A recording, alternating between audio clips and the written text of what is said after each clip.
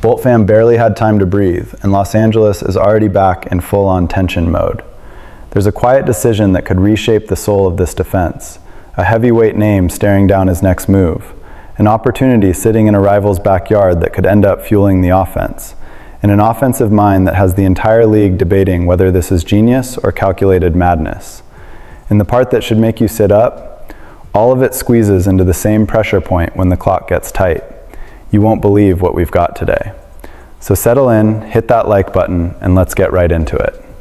Does this new identity actually convince you? Because it really does come down to one question.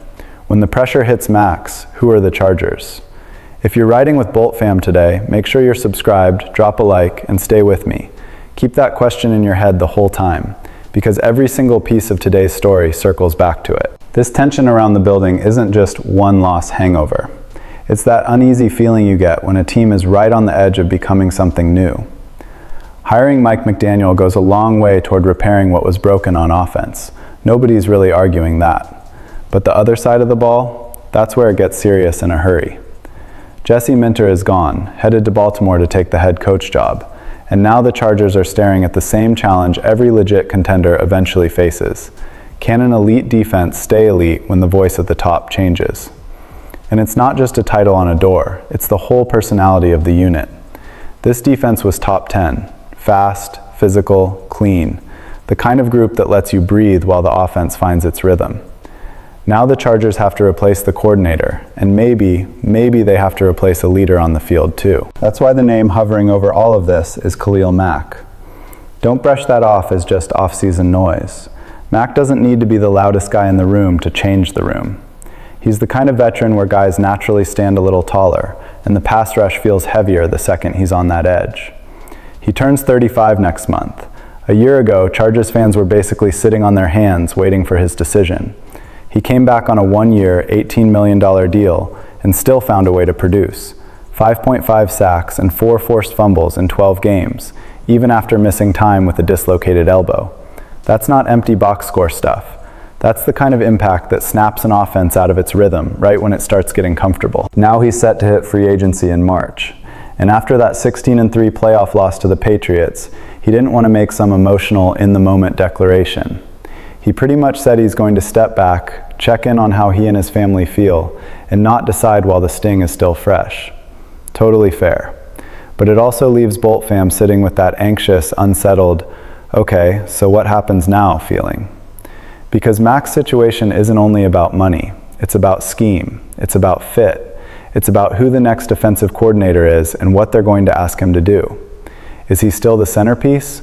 Or does he become an expensive luxury in a system that wants different traits on the edge? And yeah, the emotional pull is real. Buffalo is home, and Chicago is where he became Defensive Player of the Year. When you're this late in a career, those details matter. The AFC isn't going to wait for anyone to get organized. The league is already living in the future, talking about young quarterbacks taking over big stages and trying to predict who owns January. If the Chargers want to be in those conversations, they can't afford a defensive identity wobble. And when you stack a coordinator change on top of the possibility of losing a leader like Mack, the stakes jump. This isn't just a 2026 talking point.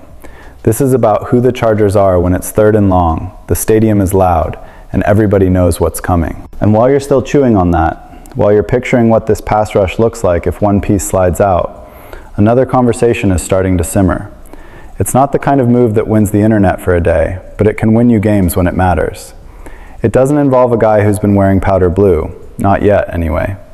It's about a player who could be a smart ad if the Chargers want to build this offense with real layers. Because what happened across town with the Rams might have cracked a door open.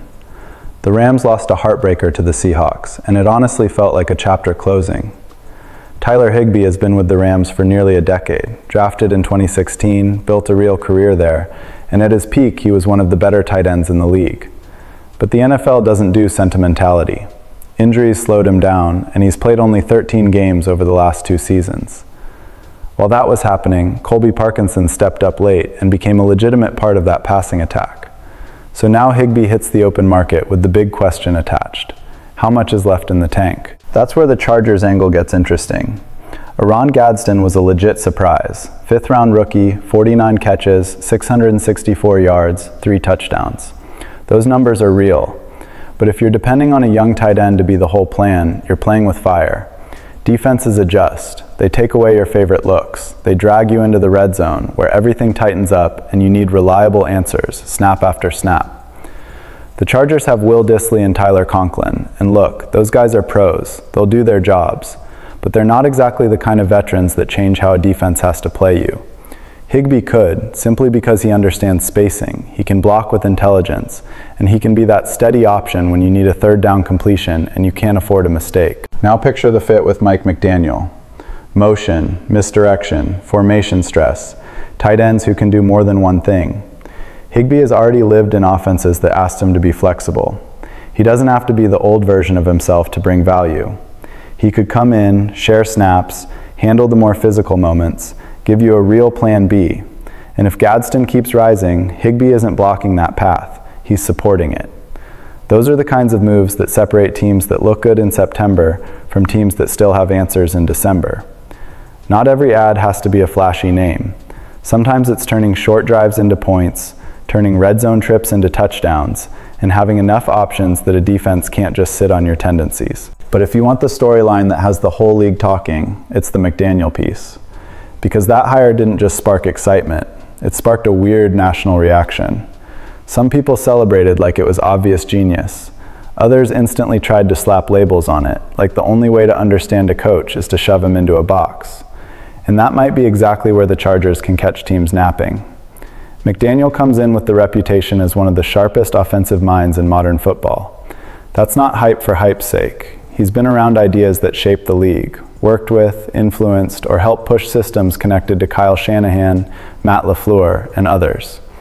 And yet the public story always wants to shrink him down to appearances, quirks, and press conference vibes, like football gets decided by outfits instead of 3rd down calls. The question floating around the NFL is almost cartoonish. What's the creative guy doing with Jim Harbaugh, the face of hard-nosed football, smash mouth mentality, Harbaugh ball? The people asking that are missing the point. McDaniel isn't soft. He's obsessive. He's detail-driven. He wants leverage on every snap. He just gets it through design, not only through brute force. And that pairing can be nasty. Harbaugh builds the structure. McDaniel creates controlled chaos inside it. That's how you unlock a quarterback like Justin Herbert even more. Not by asking him to play hero ball every down, but by giving him answers. By manufacturing chunk plays with motion.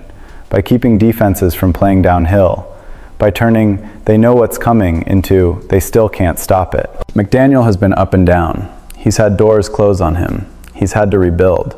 That changes a coach. It gives you a different kind of edge, a different kind of hunger.